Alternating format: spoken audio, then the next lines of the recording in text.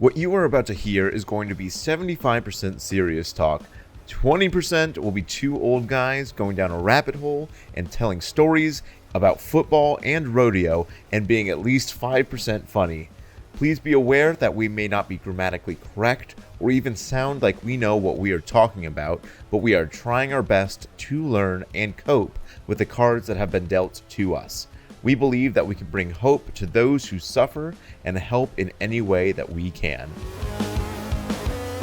This is the Head Rush Podcast with Paul Fraze and Corey Berry. Welcome to the Head Rush Podcast, where we talk about everything related to brain trauma, traumatic brain injury, chronic traumatic encephalopathy, traumatic encephalopathy syndrome, and repetitive head impacts. We cover how traumatic brain injuries can and will cause mental health issues such as depression, addiction, lack of executive function, memory loss, even suicide ideology, as well as many different degenerative neurological issues. These symptoms can be found on the Mayo Clinic and Boston University's websites under symptoms of CTE. Our mantra, how to cope and find hope. And we focus our energy on finding therapies and sharing hope through education and raising awareness.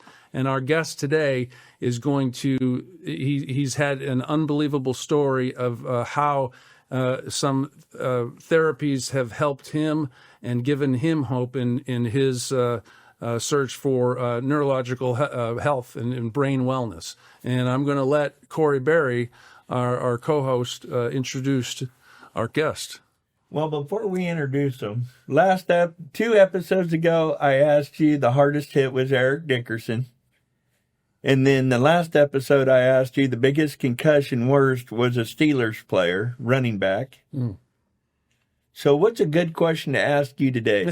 What's your greatest play? What are you most famous for in the NFL? Oh, no, I'm not. I had the opportunity to be a hero, but I ended up... Dan Marino. Yeah, the fake spike play. I was like 3 inches from his arm when he completed the pass to beat us. We were ahead by 18 points going into the fourth quarter, and he beat us with, I think, like 3 minutes left. He threw his third touchdown in 7 minutes. So it was, I could have been a hero that day, Corey. So thanks for bringing that up. I asked you what your greatest play was, not the worst. Well, probably the play that I remember. Your claim to fame. Well, I didn't. I sacked Dan Marino one time. Do you remember the year that they had the fewest sacks? They led up the fewest sacks in the history of the NFL. I think it was like 13 sacks. Right. Actually, I actually got him. I was one of those 13 sacks, so that was pretty cool. Yeah. I got to say this, folks. I'm very happy. I used to be a great 49er fan, huge 49er. You don't talk during the games. I never missed a game. I was a 49er fanatic. I thought for sure you were going to talk about when you sacked a Niner. Thank God you didn't, and you mentioned Dan Marino. I appreciate that. I did not hit Steve Young. I was not the first to get him. I think Scott Mercereau was already on the ground grabbing his feet, and I kind of buckled him over. But yeah, that was pretty cool. Steve Young, he was pretty big. He was big time. Not as big as Montana. Well, how many Super Bowls did Steve win? 2. All right. How many Montana win? 2. 4. Didn't they only have 4 Super Bowl wins in that era? No, had 5, but Young got one of his rings, I believe, when he was under Montana. Trivia question. Introduce our guest here. You answer that question, and I'll send you a free Head Rush Podcast ball cap. So, my guest has a great story to tell. Nicholas LaDuke, he's a professional saddle bronc rider, and he's still competing. As a matter of fact, we may go watch him tonight compete, and he's still out there competing, but a few years ago, he ran into some issues, and he went and saw the Amen Clinic in California, correct? Correct. Northern California. Northern California, and got scans. Change your brain, change your life. We're actually reading this in the 20 superfoods, and we're going to talk today about diet and insulin and getting everything proper that will help you and give you more hope with this disease and what helps you. And so with that, I want to introduce Nicholas LaDuke. Andrew, can you download that picture of him for me riding? And there he is, ladies and gentlemen. What rodeo was that? I think it's Redding, maybe. I can't tell. That's a Growney horse or Tim Birdwell horse. Is that a Birdwell? Yeah, the Growney brothers or Tim Birdwell. I don't remember what year this is right here. That's Judged by the color of my chaps, it was probably a long time ago.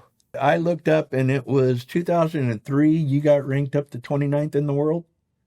2017, I was in the 20s. I've been in the 30s a handful of times, in the top 40 and top 50. in the world. Uh-huh. Wow. Yeah, and that's with a inch short leg and a pretty damaged brain. God only knows what I would have done without a damaged brain and even legs, you know? Right. So what took you to the Amen Clinic? Finally just got to a place in life where I knew I wasn't me anymore, you know? Like I was walking dead, and we had a lot of things coming on us, me and my wife, and a lot of stresses coming to us with some new stuff that was about to happen, and I couldn't contain it no more. What was some of your symptoms? Well, I'd always been messed up from the get. Like, school was really hard for me, even though I got a bachelor's from the University of Nevada, Las Vegas. Like, I had to do things pretty specific in organization to be able to process and keep up with the stuff, and nobody ever knew it. But I mean, I worked really, really hard inside my head for my whole entire life. So did you have learning trials, or I don't want to say a learning disability, but did you? It was a learning disability. Right. Like, my mom was able to get me in a special school in Pleasanton, California when I was a little kid, and they had programs to kind of suit. They called what I had a perfectionist disorder. And when we go to the Amen scans, we know that there's no such thing as a perfectionist disorder. I had OCD backed by ADHD and some other early childhood development brain issues going on. But, you know, it was interesting. I got through all the school by a way they taught me how to organize a binder. And then I just organized that binder and always showed up to class. And that's how I graduated from the University of Nevada, Las Vegas, was never missing a class and keeping a super organized binder. Because my short term, when they diagnosed me, even at the Amen Clinic years later, I was in the 20th percentile for short term memory. Wow. So even like today, like if you guys had a business and I didn't have a notepad, Right. I'd be your biggest headache. Right. That's me today. Well, let's talk about, so you knew you were struggling. You knew you had struggles in school from a young kid, right? Mm-hmm. And you decide to go ahead to the Amen Clinic, and I'm assuming you heard of the SPECT scan, right? Is that I never heard of any of it. I honest to God, I went to a psychiatrist when I first knew I was having help and I needed help. And this was post me retiring from rodeo in 2019, from like full-time rodeo. And so I don't have anywhere to channel kind of the stuff that I'd kind of had wrong with me for a really long time. And it was piling up, and I just couldn't point it nowhere. So I go to another psychiatrist, tell him I won't take any meds, work with him for like 4 sessions before I realize I'm like, I got friends as smart as this guy.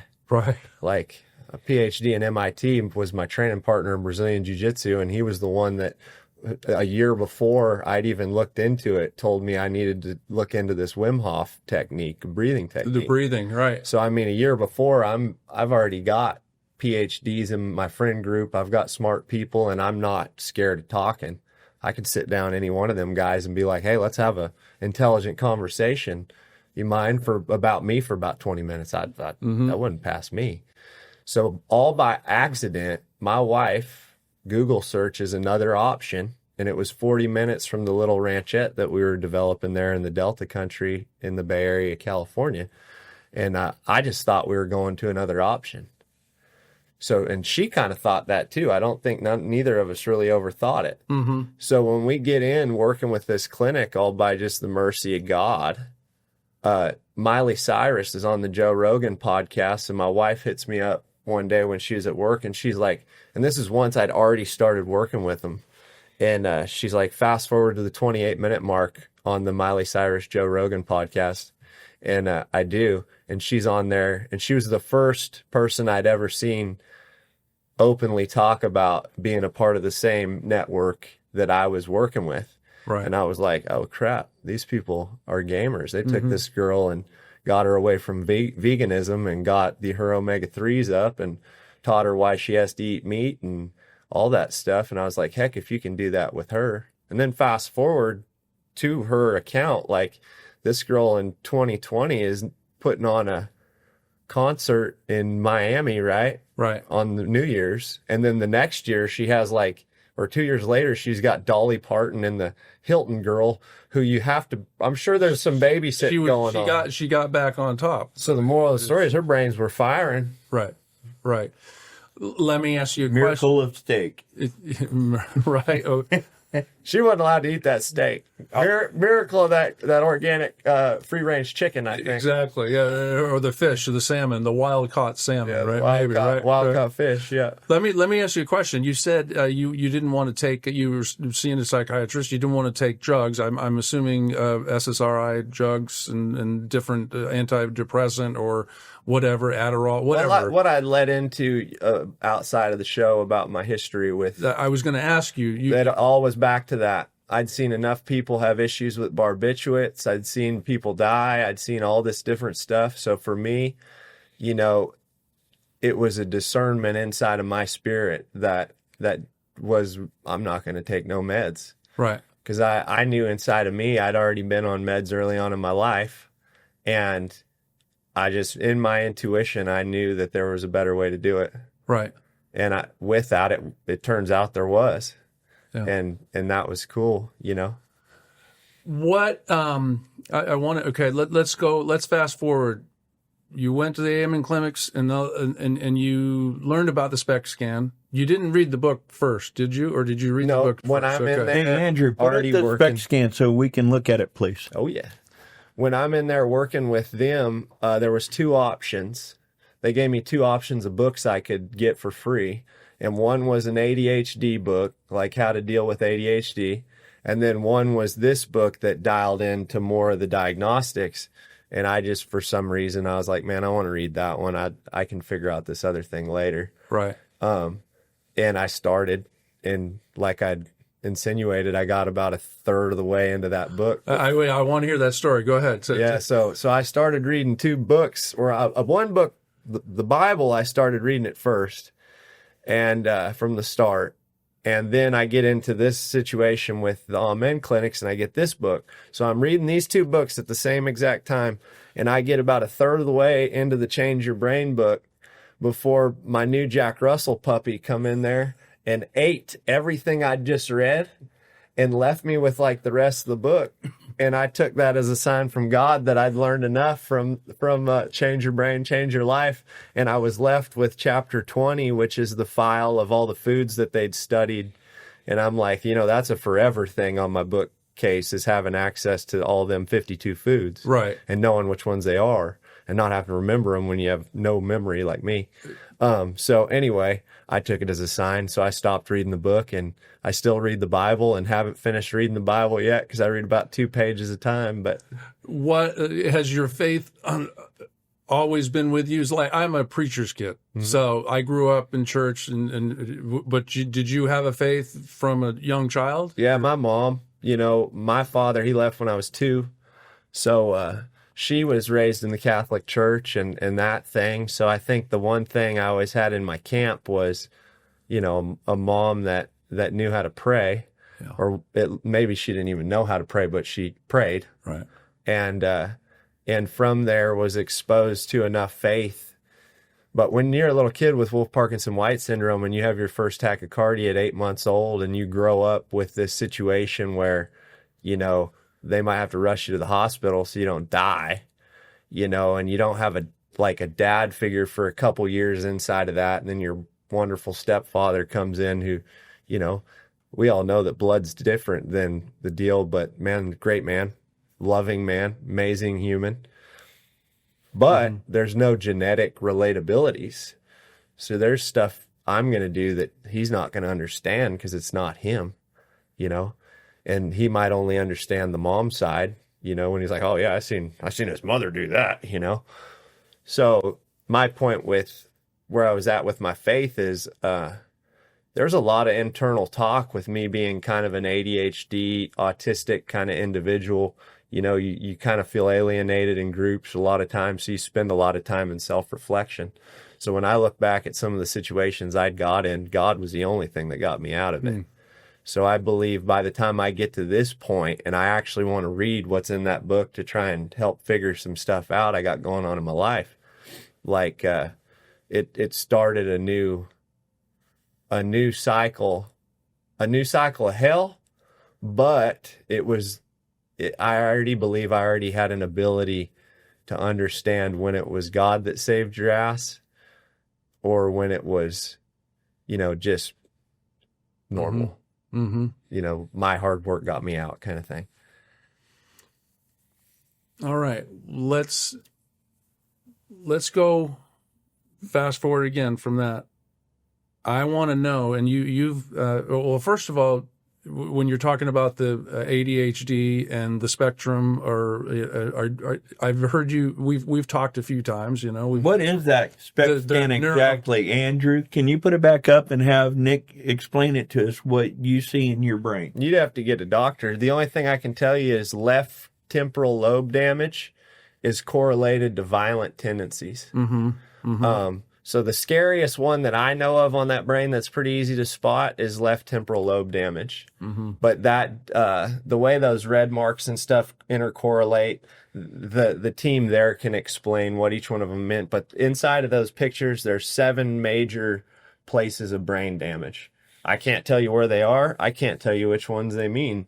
But I know that there were 7 major functions, and I'm damaged in the same way that a lot of like violent criminals that they've scanned are damaged. And that's post. I mean, I'm way better now. We need another scan to see where I'm at now. Right. But the Ammon clinics have scanned hundreds of thousands of probably close to 250,000, I think, is what the last stat that Mr. or Dr. Daniel put on the internet. So what does that show? What does that scan show? You've talked about it, you know, in our conversation. Scan kind of shows that I should be a scary dude, and I'm not. You know, and the scan showed frontal lobe damage, which means I should just tell you what I think when I think. The scan showed the scary dude coming from like the left temporal lobe and some other interconnection of the damage there. And then it showed them ADHD and OCD that Dr. Johnson said was there from either right before birth or right short thereafter. You know, I'm born in a household with, you know, a mom that has now thyroid issues. You know, there was obviously problems between mom and dad. And then with that, I come out of the womb 8 hours later, have my first tachycardia. So there's a lot of stuff that manifested right there that could have put me on more of that neurodivergent cycle back with the OCDs. And OCD, for anybody that doesn't know, it's not like I'm going to go obsessively organize this and dust this for no reason. It's a reoccurring thought. Okay. So obsessive compulsive disorder. It's in the mind. Right. Okay. So you program the wrong thing in that reoccurring thought, and you can take yourself down a bad road, right? Right. So I think where I understand when you read in that book there, he talks about you have to master a spiritual circle to master all the rest of it. Like it's all interconnected. And in that, like, that's a basis for having a strong moral fiber is you don't let yourself go down trails of thought that do not match up with the moral code that you would read inside of the Christian Bible. So it's a comprehensive task to work on the spiritual side, work on the food side, work on... Yeah, when we get into the heal up, like you got to touch all these different things at the same time. And if you don't, like there's a group called Heroes and Horses. They're a Navy SEAL bunch. One of the guys on their board was a Team 6 member that picks up bucking horses now at pro rodeos. And I've cornered him every once in a while and asked him too many questions and probably annoyed the crap out of him to get down to what they do up there. And it was all the same stuff that I did in the first 8 weeks of me figuring out. And there was no tie between me and them, and they did not get this information from the Amen Clinic. So we're going to go there. Okay. And I'm excited to go there. When I was blood flow, I mean, the oxygenation, the blood flow, the SPECT scans show that as well? Or how does the... So, like when I stopped reading that book, I stopped reading that book, right? But what I know is those doctors could see it. Mm-hmm. And in that, the dents and all the stuff in there, that was kind of your oxygenated blood flow ends, right? Right. So when you start pressurizing oxygenated blood properly to the brain, you start filling the brain in. So if we were in a place where we had a rescan to see, it should be a little smoother, a little filled in a little bit more. I bet it'll be a lot better. I know. I was introduced to. I've known about the SPECT scan, but I found out more about it through Quiet Explosions, the movie. Have 2020. I watched it. Yeah. And you see somebody who's had a brain that has been damaged for years and years and years, and you see those indentations, and you see the lack of some of those vacant areas, and then you see the brain after a year of treatments or whatever, you see a more filled in, fuller brain. Yeah, fuller. Yeah. What I can say about that picture too, and why I have harassed more people about it, and they need to do it, especially if you're in a bad place.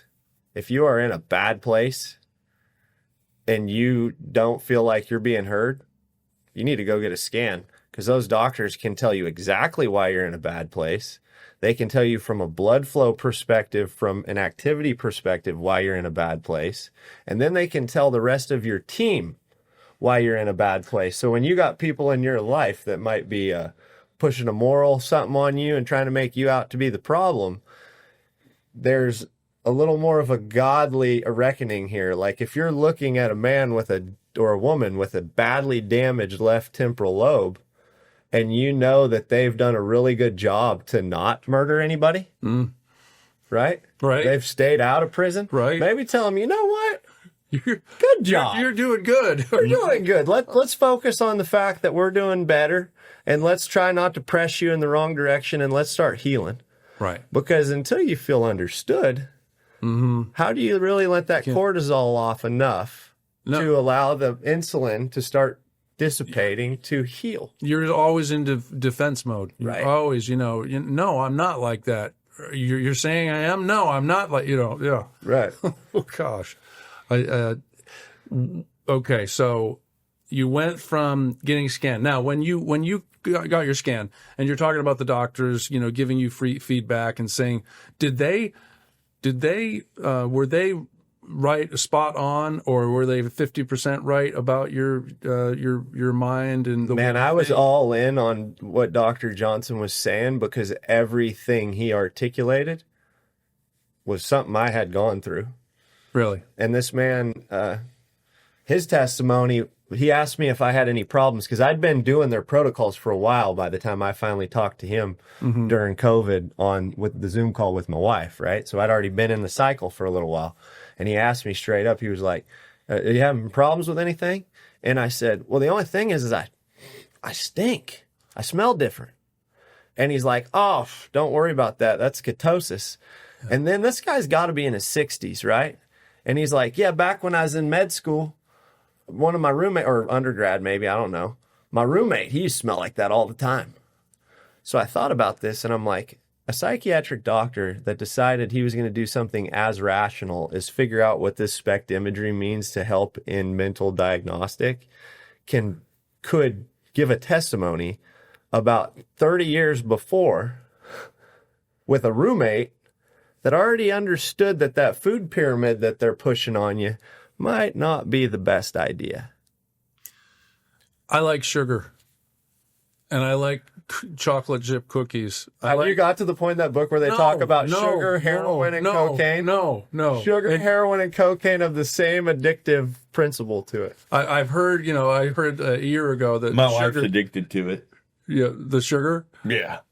I heard like a year ago that sugar has almost the same addictive qualities as cocaine. Yeah.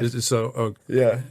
But if you did cocaine one time and never did it again because you're like, man, if I did that again, that's not good. Right. Too many things happened here that I really, really like.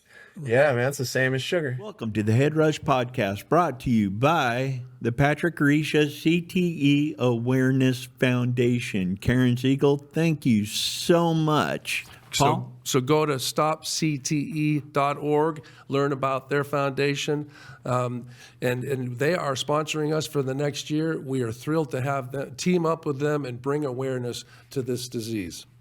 So please go to their Facebook page, go to their website, check them out.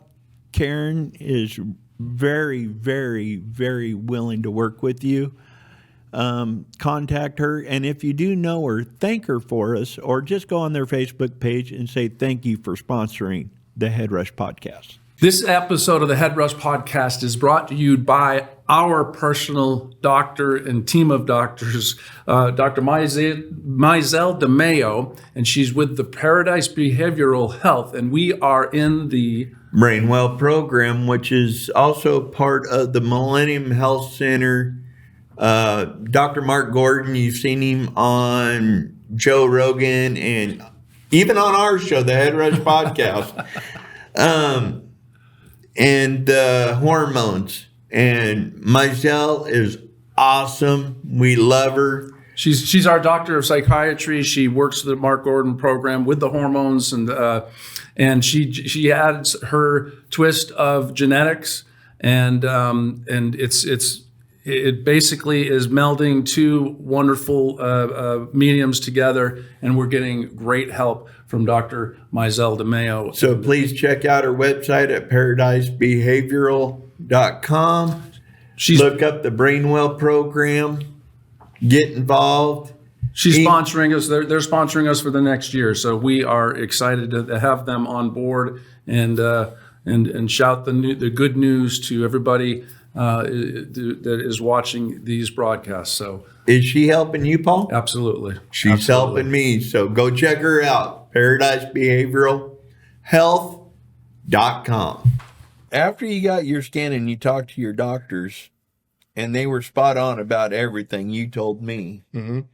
They didn't ask you questions. They were telling you what your problems were. Yeah, because I'd already in the diagnostic. We're like 4 weeks in by the time I talked to the doctor, and I'd already kind of been given all my assignments. Because honestly, what do the Amen clinics do with most of their people? Well, you get their omega-3s up, you teach them how to eat better, you get them on a track to know that hyperbarics is going to do a good thing to oxygenate blood, raise your blood oxygen in your brain, all this stuff, right? So I seen their system. Mm-hmm. There's a system that you're paying a lot of money for, and the only benefit is that when you see your scan, it's your proof that when you don't want to be a bad person, like in your heart, the reason why you're there is because God sent you there, because He knows you're not a bad person, and He's got another plan for you. Like that's your business card to say, hey, everybody, and I'll jump ahead and then we'll get back on track.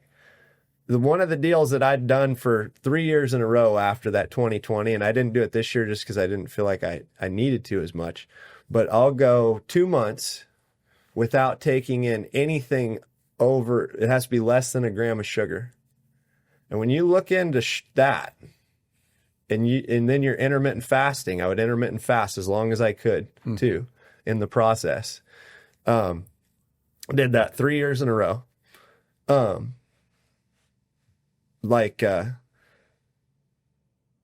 I set mine over, I started mine October 30th and didn't, for 2 years, and didn't end it till December 30th. During the holidays? Yeah, so this was my logic, right? My logic was, this was my logic in this, though. Okay. Is my wife had seen firsthand me, she's seen the real shit. Right. My mother and my stepfather were getting the cliff notes. Right. So what a better way when you need to teach people, if they're going to cook a meal, be aware that I need a different meal. So it was pretty selfish of me, actually. And I did it over Halloween through Christmas because I wanted everybody in the family to learn how you feed a neurodivergent kid. No candy over Halloween? Oh, I'm sorry. Yeah, so I went no sugar. And we're talking, when you look into it, cranberry sauce, you looking into all that stuff, right? There's more than a gram of sugar? More, yeah. You look at the wrong lettuces. Like, I think iceberg even got more than a gram of sugar. One of them, romaine maybe, one of them lettuces has more than a gram of sugar too. Like, there's greens you would think, oh, I can eat this green bean. Nope, more than a gram of sugar. Oh my gosh. Like, So Corey's looking at me because he committed to you a month ago. You were challenging him to get on, get it. and then he ate some rice the other day. I'm like, hey man, that's too much sugar. Those simple carbs are way too high there. My insulin is lower. Well, you're on the hormones. It should be lower on the hormones. Well, I was talking to Corey the other day. I mean, with you doing that intermittent fasting and the diet, not diet, but eating the right protocols, foods, the right foods, that actually raises your hormones and equalizes your hormones where they should be anyway as well. And right? the one thing I'll never know until we talk to Dr. Johnson or one of the on-men docs is, was I a candidate for hormone therapy with their original blood draws and all that? Right. And with me just inside of me saying, no, right now, no, we're going to do this the old-fashioned way. Is it a chance for them to study a guy that has some internal communication that was even deeper than maybe what they get to see in a normal situation? So there's a chance that they could tell us, well, heck, that guy did even one more. Like you just pointed out, his testosterone and his hormone levels all came back by him just overkilling this protocol for 2 months when we probably only told him to do it for like a month or 6 weeks or something. So And we got Dr. Amen. I talked to their publication people, right, publicists or whatever you want to call it. And Daniel Amen said he'll come on at the end of this year when his new book comes out. So we're going to get Dr. Amen on to talk about more of this. I'm glad he's not allergic to cowboys. That's good. well, we won't tell him about your book that the docs. Dude, I would love to tell him that I stopped reading his book after a third, and because it was so well written that I understood what was going on. You got it, right? If I ever come into a situation with one of my children or somebody I'm around in the sports world, and I need to go get the whole book back again to figure out what they got going on wrong, right, we'll do it. I know where to buy it. So what was this insulin neutral or insulin what? Insulin sensitivity. Yeah. Right. What is that? What started you? Because after that, you started that, right? So I never knew what insulin sensitivity was. The time I was a little kid, I'm on medications for all my stuff. I do believe that those medications dull your system and take you away from insulin sensitivity. And then my parents weren't uber educated. They were good people, but they weren't uber educated. So we ate, excuse me, my burp. We ate the way the pyramid said. We didn't know anything about glyphosate. We didn't know anything about soap toxins. We didn't know anything about your detergent, your hair product, all these things that can toxify a system. And we sure didn't know I was ADHD. I was neurodivergent, right? So we don't know that I have issues detoxing. And my mother, with her behavior, if she ever got scanned, I guarantee you she'd be on be OCD, maybe ADHD. So moral of the story is it was just God's time, because like the Amen clinics got me bought into this as a thing. Mm-hmm. All my other friends that had kind of led me down trails in previous years, like it all came together at the same time as like light bulbs going off between me and my wife. So the Amen clinics didn't necessarily do anything other than connect the dots and say, no, yeah, that's a good thing. You know, like that cold therapy you're doing right now, that's a good thing. Mm-hmm. You know? And so when I interconnected this whole wellness thing, it was all just timing wise, it was perfect. We're going to get back to the insulin sensitivity. I have a question. When you were doing in 3 years in a row, you did October 31st to December, the end of December. How did it affect you the next 8 months? It was great. So the reason why I quit after about 3 years was I'd been working so much out here in this Texas heat for, 6-7 months out of the year. It can get pretty warm when you're doing what we do outside. And I started realizing like the sugar cuts, like going low and not eating the fruit and not doing that at that point, like I was not functioning very well. Like I didn't feel like I was starting to pack a insulin tank again, this whole thing. So I just knew at that point, I was like, man, I got to that same level that some of my buddies that fought in the UFC that don't eat the high oxalates. Like I was eating piles of spinach, organic spinach. Mm-hmm. And then I got to a phase where I had to incorporate blueberries, and now I eat bananas and blueberries. And then too, like I'm healthy enough that every once in a while I'll be like, let's go eat some cookies. Yeah. But if I eat too much ice cream and cookies, like if I tried to eat what I used to, I'll start sweating through my face. I'll feel gross. I'll have to go move a little bit. How will it affect your cognitive? Will you feel that, or is your system clean enough right now where you can handle it for a couple times? I can see some changes. There's some energy drinks out there too that if I get into like the wrong, not even sugars, but the wrong chemicals, busy-mindedness at night, maybe lock into a thought that was kind of not worth anything, maybe dark, maybe whatever, right? And so those are the busy brain is a governor. Mm-hmm. So you sense it. It's so nice. It's so nice. Like I quit chewing. This last summer I'd quit drinking coffee.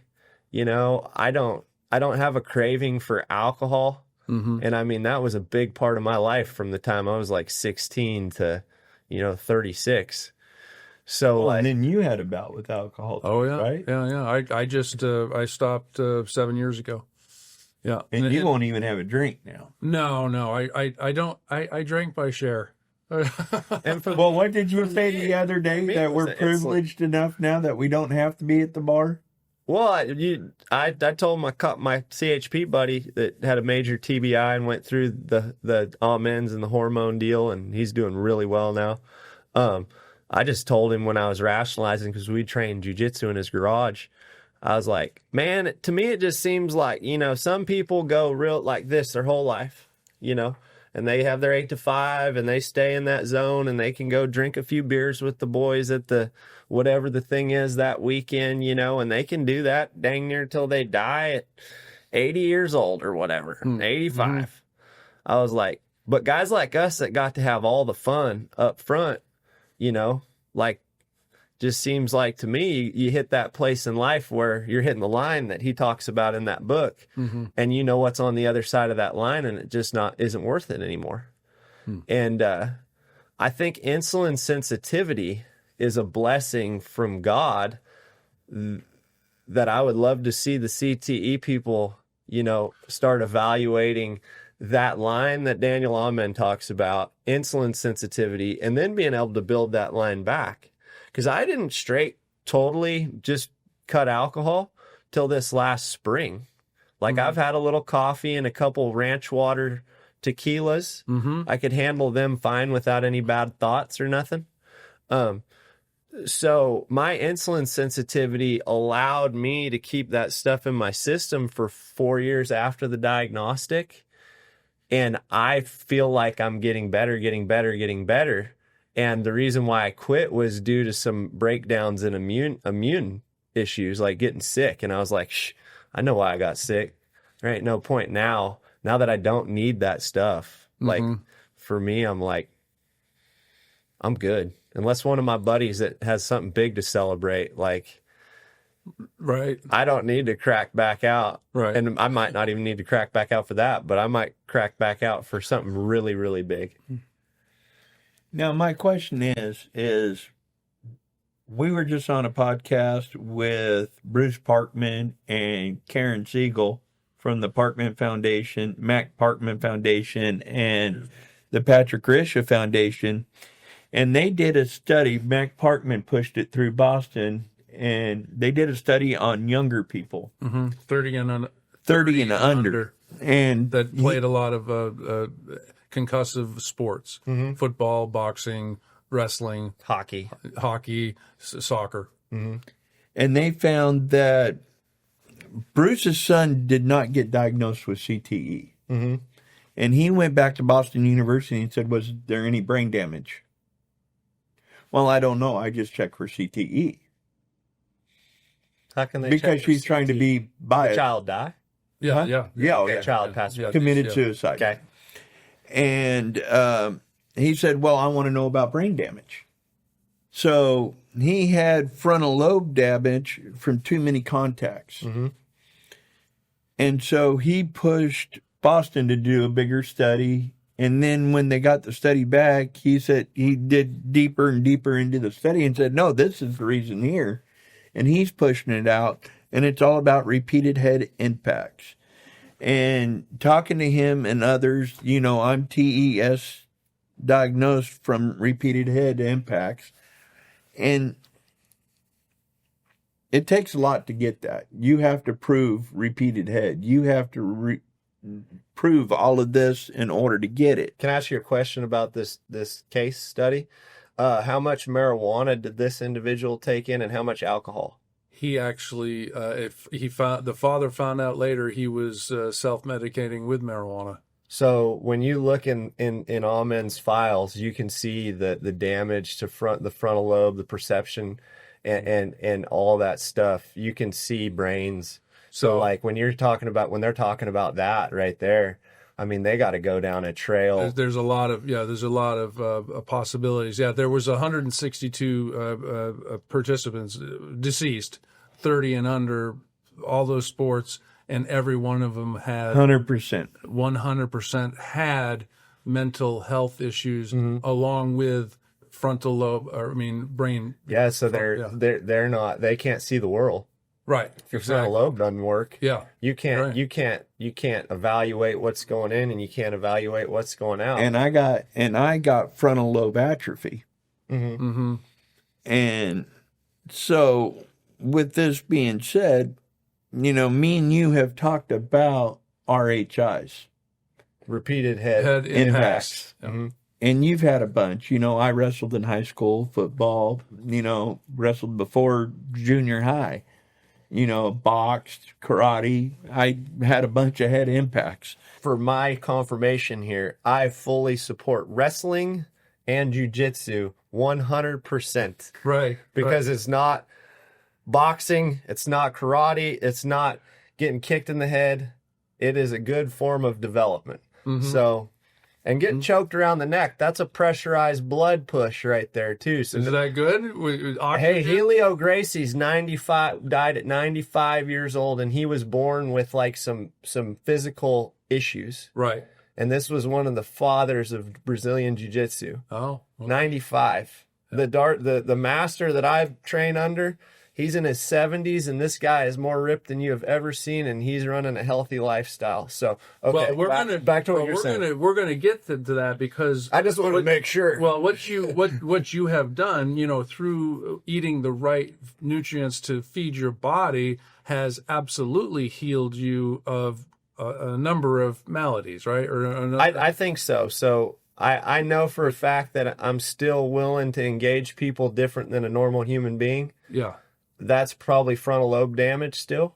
But that's probably, that's part of the ADHD or the neurodivergent. Diversity, right? too, Well, finish your statement, your question. Were you going? You were talking about your own frontal lobe issues from repetitive impacts throughout your life with the martial arts and the wrestling and the footballs and all the rodeo and race cars and everything I did. Oh, yeah. And you were talking about healthy and all of this. Do you worry about the repeated head impact since you're still competing today? No, because I've settled into saddle bronc riding, and I've also settled into it at a level where nothing's bigger than my family and nothing's bigger than God. So I'm 41 right now with a body to still do it, because I never did push that extra bit to go make the NFR. I didn't take those injections. I didn't go get my leg operated on so I have two legs that are the same length. Like, I left myself with disabilities, and when it was time to go home, I wasn't a rich kid. I didn't have enough money to stay out there. So moral of the story for me is I do not worry about that. I feel so much better in 4 years after the start of this process. And every year I feel better, and every year God sends me cooler things. I know people can heal. I know you can. It's just the dip in my lips gone, the beer's out of the question, and that whole thing. So, and I've seen so much turnaround for myself from being walking dead. I felt like I was dead, alive and dead. So much turnaround from then. Like, the guy that retired from rodeo and went to that clinic, I physically couldn't do what I can do right now. Wow. I couldn't. I had to retire for two reasons. I knew I wasn't going to make enough money to keep a daughter with a heart condition. And I also knew that I wasn't getting any better. Best I could have done was finish in the top 30 some in the world again and go back to, the Ram National Circuit Finals and go win a Jiu-Jitsu World League national title again at a lower level. Like, I had pinnacled, and there wasn't enough money there to keep doing stupid things. So I tried to transition, and when I tried, I couldn't. I wasn't mentally capable of the transition. That's when you were having the mental health issues. So I'm at this place of being dead, and where I feel now is alive, and I so much understand my faith better. But on the other side of that is I'm not 55, So it's like, the more you get up in age, knowing that you've weathered this kind of stuff, the more science is going to tell you that your expiration date's right around the corner, right? So hopefully not. Right. It won't be. I guarantee you for 2 months, if you really found it on your soul to do the sugar deal and go all in, cut the Copenhagen, cut the caffeine back to a decaf cup of coffee if you need it, and I no had alcohol. Last night. Yeah, because it was 9:00 at night. And the only reason I know this is a fact is my buddy who had the hormone issues, he did no substance. This was the straightest laced cop you've ever seen. And his wreck had his pituitary gland in his brain and sideways, and they could see that in the SPECT imagery. This guy, orthopedic surgeon with the 49ers, is who he was. Ting is the guy's Dr. Ting. Mm-hmm. He had the highest level staff, and they could not get to the bottom of that. And I'd already been through the deal, and he called me up. He's like, Nick, I know you've been hustling me about that. What's that all about? And I told him how to go do that deal, and he did. Well, they figured out this, and then he goes down the hormone route. And I was telling him that he was being for not cutting the sugar. He got it down to 3 grams. So in my crazy head, I'm still brain damaged enough to think that 3 grams is good, isn't it? yeah, real good. But for me, that wasn't no under a gram of sugar cut for 2 months. I was like, the OCD, and he's overthinking. He's telling me, he's like, Nick, dude, I'm good. I promise you, I'm good. It's something else. Well, then that's when he figures out the hormones. And when he got his hormones right, after he had already gotten his nutrition 100, he said, my insulin sensitivity went to another level. Well, this conflict I'm having with him, not a conflict, but me being pushy, was me not knowing that I got all my hormone levels balanced back naturally. And he hit a place with that sideways pituitary gland that he wasn't producing. So when he's not given some of the same testimonies about having this freak insulin sensitivity guiding your whole life easily, like I easily put the chew down. I easily put all this stuff down. When before it was an addiction. And he wasn't, and he's cleaner than me, but having a little rougher deal. I'm like, it's because of them 2 grams of sugar. You cut it. Black belt, Brazilian Jiu-Jitsu, whatever. And anyway, well, when we keep hashing back and forth over about a 1.5 year deal, after he'd been 6 months good, me and him talked, and then he just accidentally mentioned it. I don't even think it was enough of a memory in the conversation that he felt pushed or anything. So I was like, oh, no crap. A person can only get so far depending on what is damaged in your body and brain. And if certain things are damaged, you do have to go down a hormonal. See, short-term memory is bad. Andrew's loving you when you do that. I love it. So that's where I got a better education as to more of what your guys' situation is going to be through him. And that was when he was straight as it gets, but still had to outsource to some hormonal therapy to get him to the level of sensitivity that I learned after 6 weeks. Well, that's interesting you say that, because Quiet Explosions goes through that.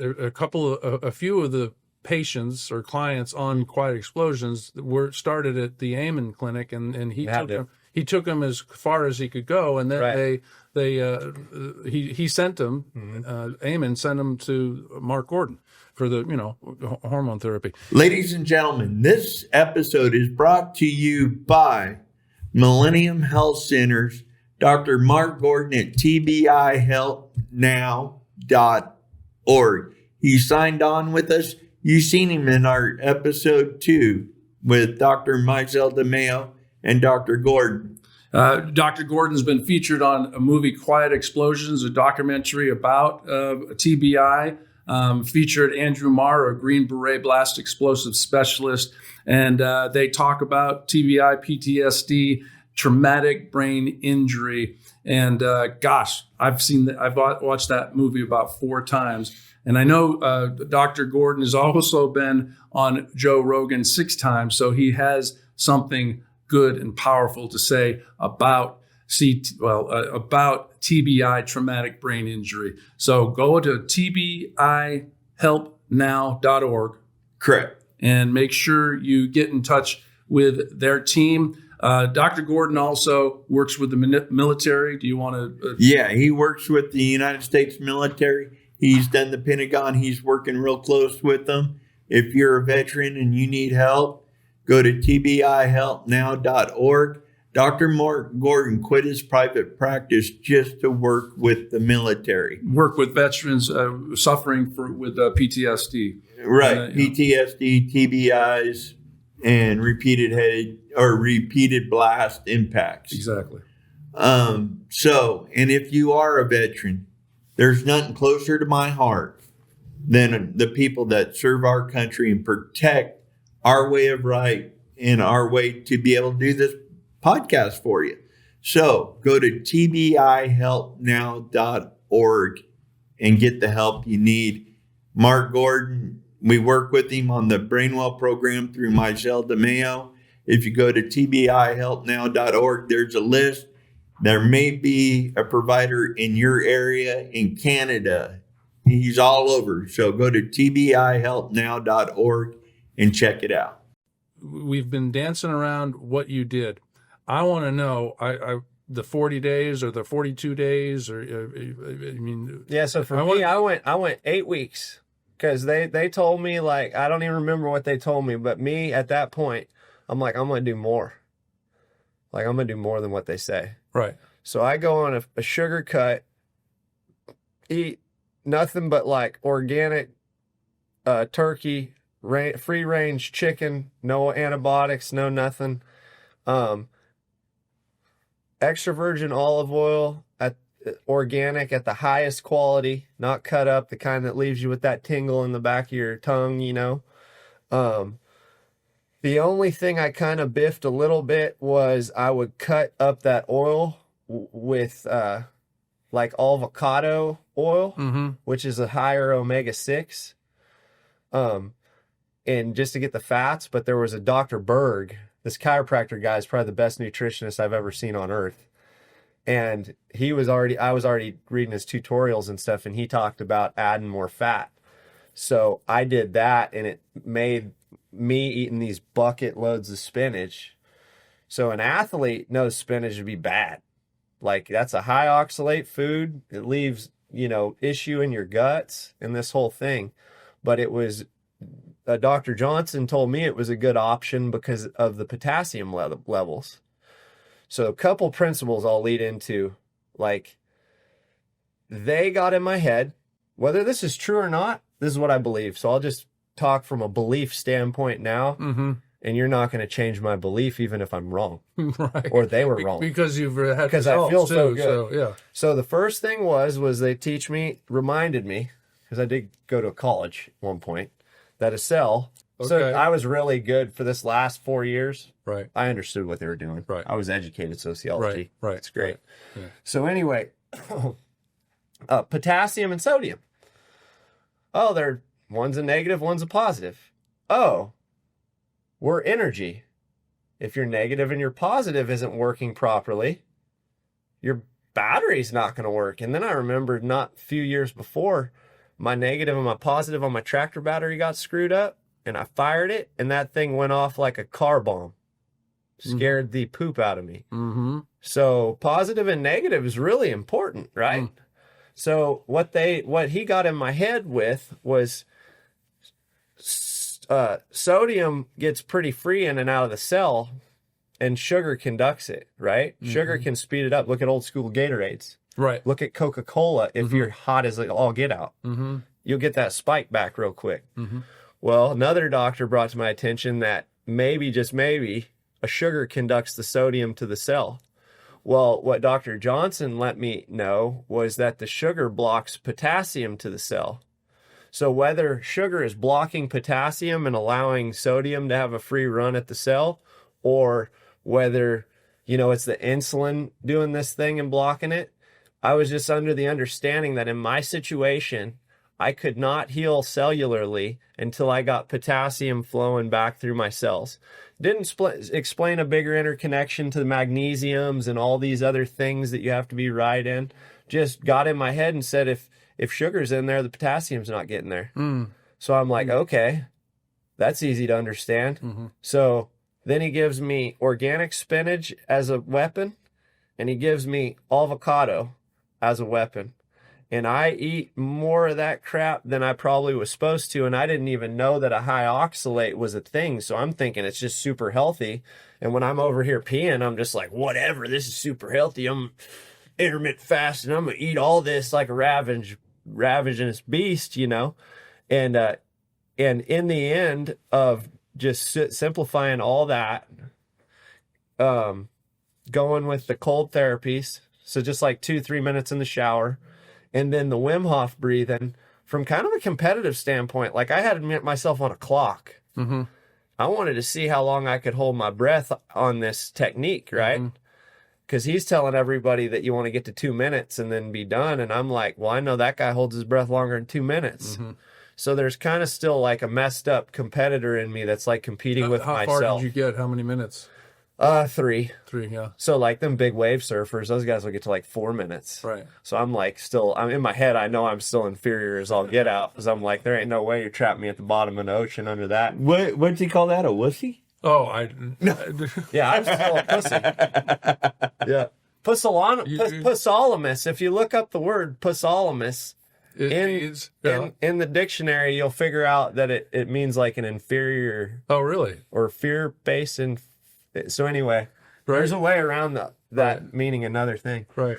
But yeah, we get there to that point off the cold therapy, off of disconnecting from people. You know, like I had my family team that was still kind of there, right, on a daily, but I disconnected. I disconnected from everybody. I got with my horses again, and maybe one day of jiu-jitsu a week really kept my sweating down, and went, you know, I was going to go for 2 months without sugar, and I did. But I remembered at the 6-week mark, I blew my talus bone, so my navicular bone got blown out of my foot by a wall at the Will Rogers Coliseum in a Bronc, and in the existing rod in my leg, shot my tibia through my foot, and it lacerated, tore out the whole inside artery supply to my foot. So I would go to bed every night with a foot that would lock up, and I'd be dang near on crutches every morning. And I won a lot like that. Like, anyway, 6 weeks into it, I was waking up with the same amount of range of motion and no pain that I was going to sleep with. And then I've had an MRI or CT or whatever it was on my right shoulder that showed a tear in my labrum in my shoulder. And 6 weeks later, the pain was gone in that. And fast forward 5 years, the pain has never come back in that. Wow. Is your shoulder stable? Yep. Oh, yeah. Oh, wow. All the way stable. Yeah. And I mean, like, you talk to any of the people at the jiu-jitsu gym I go to, like, they'll validate that I'm, like, handicapped strong. So that was all at the 6-week point. So what brought me into this, knowing that this was real, was enough of my past history kind of guided my own brain in this situation. I'm still pretty crazy at 6 weeks, but I feel good. I feel good, you know? Like, I'm starting to get my life back. I don't feel dead anymore, but I'm still pretty crazy. Right. I'm still not the guy that you want to piss off. And I'm not saying because I'm a badass. I'm just saying because I would make bad decisions. Right. So, but what I knew about my injuries and having this inch short leg is I knew about all this body pain prior to everything. And 2 years before the scans, I had decided to start wearing a lift in this inch short leg to compensate. So for my adult life, all the way up to like 33, 34 years old, 35 years old, from 17, I never compensated for this discrepancy. I just went with the pain. So by the time I get into this, want to heal up, at 6 weeks, I knew it was going to work. Because they didn't have to tell me that my body was going to heal before my brain. But when you have orthopedic surgeons saying you're going to have a shoulder operation, and other orthopedic surgeons saying, well, just go on that ankle, you're going to need a replacement. And then you change your lifestyle and eating after 6 weeks, and you're like, I don't need a surgery on my shoulder. Was the pain gone throughout the body or just the shoulder? Or Everywhere. Everywhere. Wow. Yeah. Everywhere. Yeah. And it allowed things to start setting up, and it allowed me to meet some other people, like a doctor that worked on Patrick Mahomes, who knows some muscle activation techniques through like nerve pressure. And like his stuff, he did some stuff on me that it stayed for a long time. So it opened a lot of doors for me to understand some other things. I got one really funny story. Yeah. I am working out in Onnit, back when Onnit was owned by Joe Rogan and Aubrey Marcus, and the former combat athlete manager, a guy named Andrew Craig, fought in the UFC, and he was Aubrey and Joe's combat athlete manager. Well, his cousin is the lineage line that I had originally started jiu-jitsu with years before in like Cypress, Texas. And so I knew Andrew from way back then.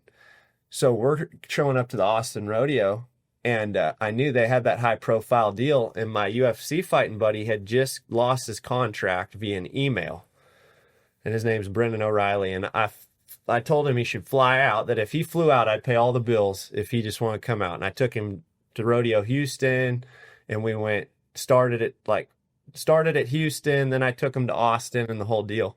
So I'm like, I've got this black belt in Brazilian Jiu-Jitsu savage from Australia with me. I'm going to call Andrew. Let's go figure if we can get in there on their mats and train a little jiu-jitsu in our downtime in and out of the rodeo at Austin. So we go over there.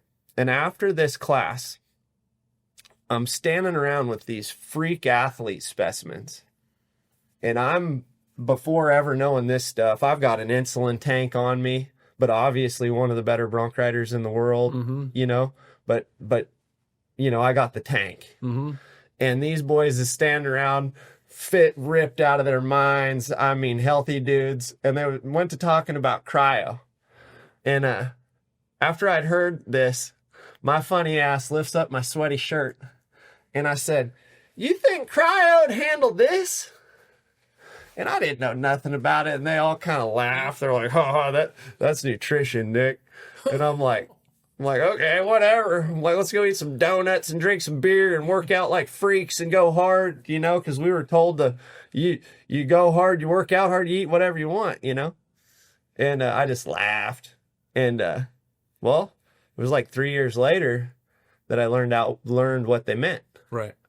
And the other side of that insulin sensitivity healed my body in 6 weeks. Wow. And you've got Heroes and Horses testimonies about these guys doing their 41-day classes up there in Montana, doing the same exact natural stuff. And all these guys are coming back off their meds. You know, all these guys are coming back insulin sensitive. All these guys are coming back with brains ready to re-inject into society. Right. And all they did was hide their cell phone, hide them away from power lines, get them out in cold therapies, get them out in saunas, and then go ride 100 miles, 400 miles on horses while they had a gym with a mat room and the whatever, you know?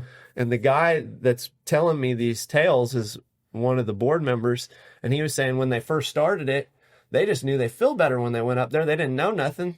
Hell, they'd go to the bar. You know, everybody go to the bar, and then they'd go back, and them better-minded guys from their teams were still feeling better coming out of that environment, right? Because of the energy away from all this technology. So they're literally, the potassium, sodium's flowing better because there's no charges that are getting in the way of this cellular healing, and they can still do their neurotoxin. Well, they figured out that after a few years of that, he's telling me this, that they had to renegotiate some things. Well, I meet him years after they've renegotiated all this stuff, and I'm pulling information out of him, and it's like pulling teeth with these guys, right? And if I wasn't neurodivergent, I would probably feel uncomfortable even trying to pull teeth with people of their status. Right. And it's not weird for me because I am who I am.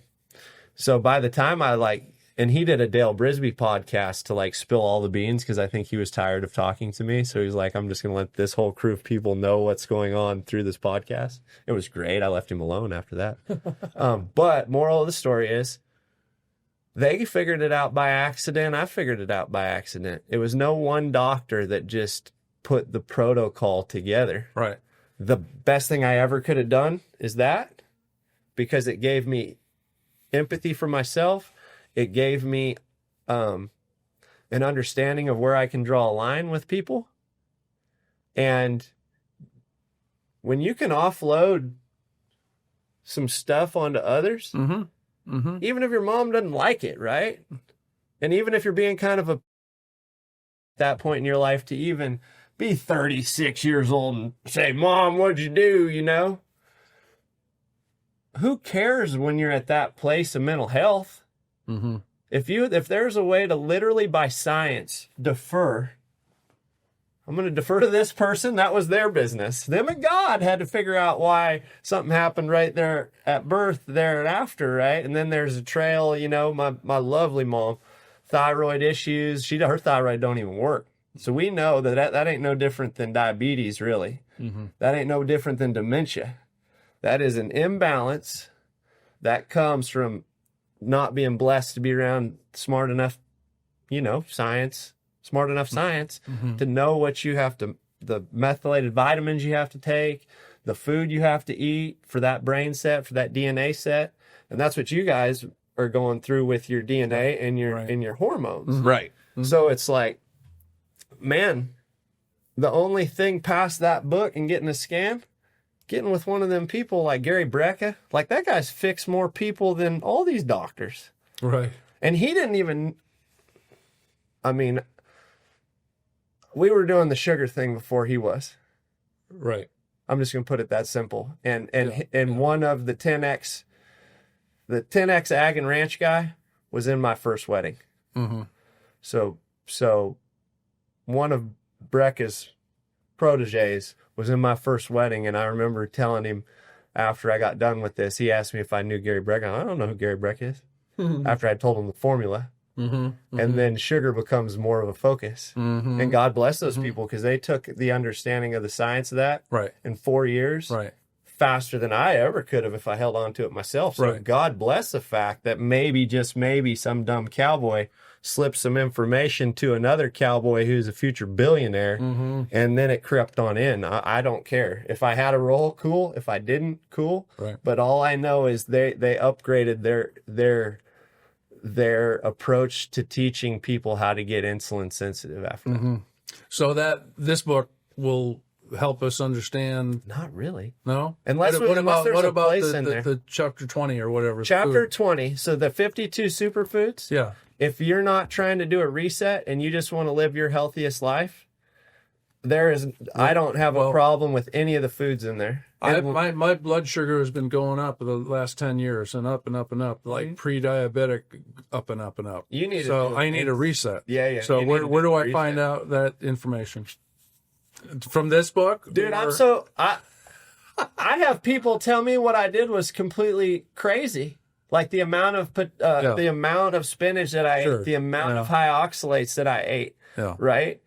And so what I know is the Heroes and Horses guys their high oxalate is a potato, which still has sugar in it. So that's about the only thing they're eating with any sugar is a potato up there for 41 days. Can you have sour cream and cheese and butter on your potato? So I think Amen wants to cut the dairy, and I think the very first time I cut dairy out, but the next 2 times, if it was a dairy product with less than a gram of sugar, I still kept it in. You were able to do that? Or? Especially if we're talking like unpasteurized raw products. Right. Because there's so much good bacteria. Right. And like if you get into a cream with no sugar and it's a raw cream, you can rebuild your gut function at the same exact time that the spinach being high in chlorophyll. So you're healing your body on it, but it's tearing your guts up at the same time if you have a sensitive gut.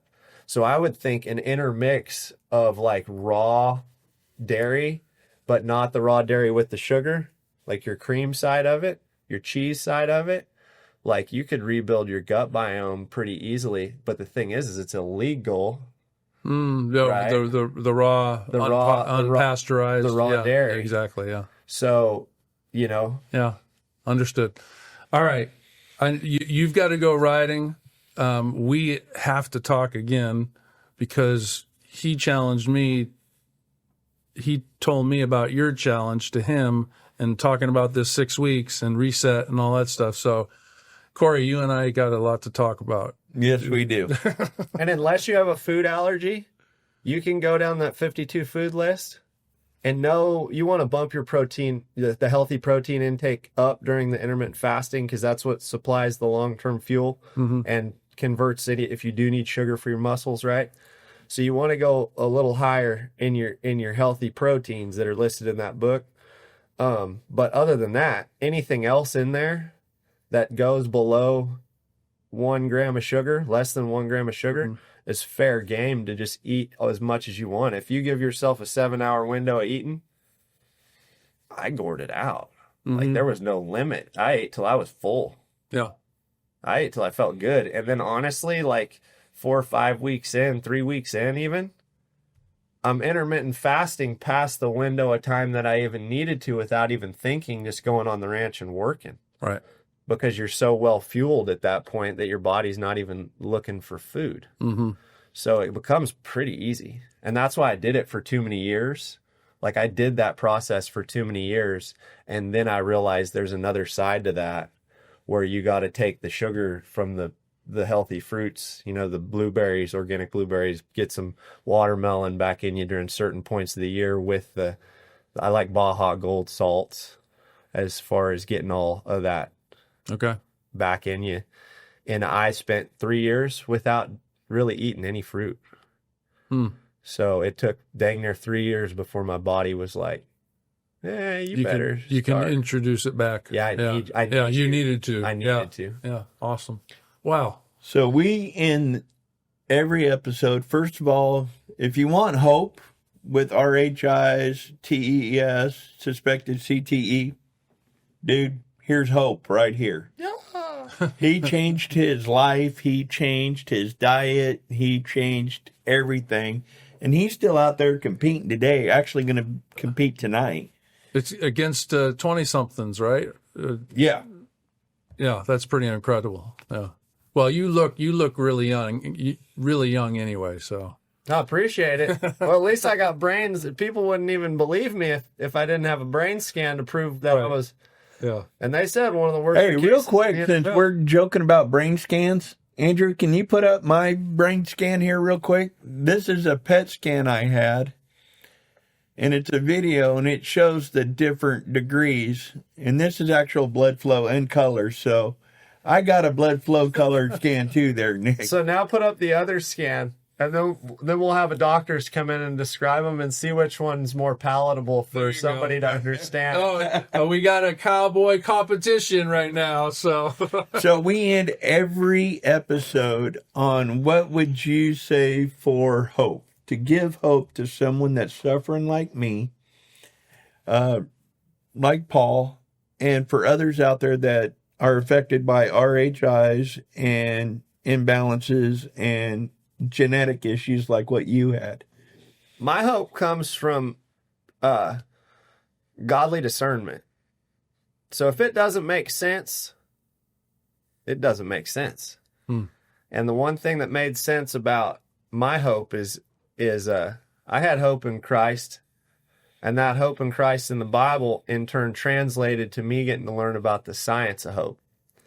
And until you've been brainwashed into understanding exactly why you do what you do by a normal looking doctor that looks healthy and looks like he walks the walk, he's not doing some other stuff, right? The guy literally looked like he'd walk the walk. And you realize that they can tell all this stuff just by a set of scans and a diagnostic. Like, hope comes from not guessing. That's great. That's so, great. Dr. Amen, if you need a spokesman for the Amen Clinic and change your brain, change your life, I know a saddle bronc rider that lives in Oklahoma that lives, breathes, and dies by your SPECT scans. Yeah, so SPECT scans, and I've lived, breathe, and die on a 2-month reset. Right. But I know what the omega-3 levels look like in grass-fed organic beef, the non-vax beef, and they're the same level as wild-caught salmon. So don't you think a cowboy like me is not going to be eating all the omega-3 in that product until I realize I need to diversify back to maybe some more magnesium-filled meats? Yeah. Well, I'm excited. You mentioned science. You mentioned the Bible. You look if you read the Bible, you see a lot of science in the Bible, and I appreciate your words on that and godly discernment. That's so important for all of us. So, awesome, appreciate it. I'm sure we're going to have you on again and explain more of your journey and more of the program. And Corey and I we might even do a challenge reset. ourselves. Oh, is that okay? Challenge ourselves and do a reset, maybe. I don't know. I need to. I have to, because I'm down a wrong. Like I said, my blood sugar numbers have been going up, so I have to take it seriously. Especially with your history. Yeah. Your history, You don't play that deal for that long to not be.